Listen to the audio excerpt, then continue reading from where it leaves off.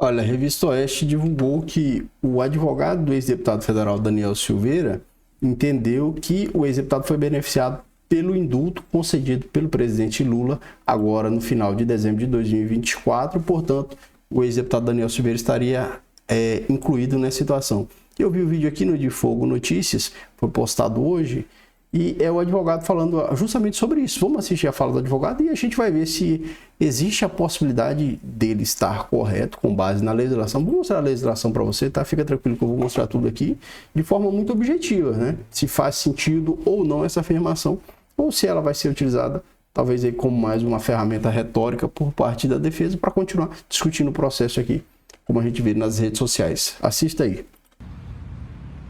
Oi pessoal, boa tarde, tudo bem? Paulo Faria, que faz parte da defesa do ex-deputado federal Daniel Silveira. Vim aqui explicar para vocês aí o que nós fizemos ontem com pedido de indulto ao Daniel Silveira. O decreto 12338 de 24 foi publicado no dia 23 de dezembro. Ele, no seu artigo 9º, inciso 8º, ele diz que aquele que estiver em livramento condicional na data da publicação do indulto e restar ainda 6 anos, não mais que 6 anos de pena a ser cumprida, ele tem direito ao indulto. Então Daniel Silveira, ele no dia 23 de dezembro, ele estava em livramento condicional e no dia 18 de dezembro, que foi o relatório emitido pelo STF, ele tinha a cumprir ainda 5 anos, 9 meses, alguns dias. Então, portanto, ele é beneficiado pelo indulto assinado no dia 23 de dezembro pelo atual presidente da República, tá? Então, só para esclarecer para as pessoas, o Daniel não foi condenado em nenhum dos artigos do 359, lá do Código Penal. Ele foi condenado pelo artigo 18 da Lei 770, a Lei de Segurança Nacional, que tinha sido revogada, mas resolveram condená-lo com uma lei revogada. E pelo artigo 344, que é a coação no curso do processo. E então a condenação foi nesses 2 artigos, então não está obstado ali pelo artigo 1º do decreto. Então Daniel Silveira tem direito ao indulto e será o único brasileiro da história do Brasil a ter 2 indultos presidenciais, tá? Espero que esse agora seja respeitado. Um abraço a todos, excelente sábado. Hoje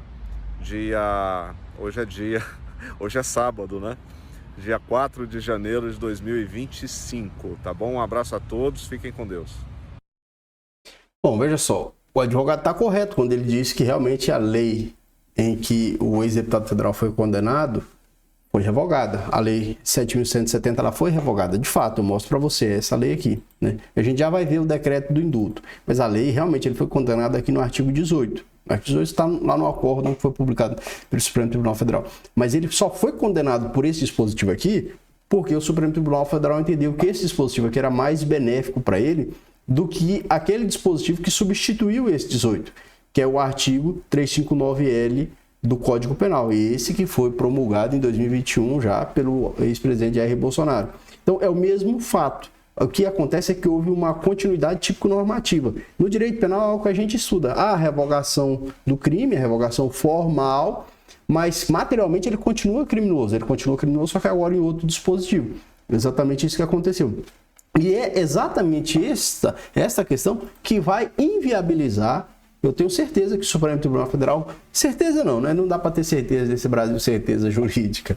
Mas assim, eu acredito que o Supremo Tribunal Federal, uma vez que se manifeste sobre essa situação do indulto que foi concedido pelo presidente da República, o 12.338, ao ex-deputado federal Daniel Silveira, vai negar. Por quê? Porque o inciso 15 aqui do artigo 1º vai estabelecer que não é possível, né, o inciso 15 do artigo 1º, vai estabelecer que não é possível conceder o indulto, nem a comutação de pena, para aquelas pessoas que foram condenadas pelos crimes contra o Estado Democrático de Direito. Esse, previsto no 359I ao 359R, que seria o crime do ex-deputado federal, esse aqui. Só que ele foi condenado nesse aqui, mas há uma transmutação típica normativa. O crime continua sendo crime, né? E eu acredito que o Supremo vai adotar esse entendimento, porque esse entendimento foi adotado no próprio acórdão. No próprio acórdão, o ex-deputado foi absolvido pelo 386. E ele foi absolvido pelo 386 do Código Penal, consta isso no acórdão, mas os ministros fazem referência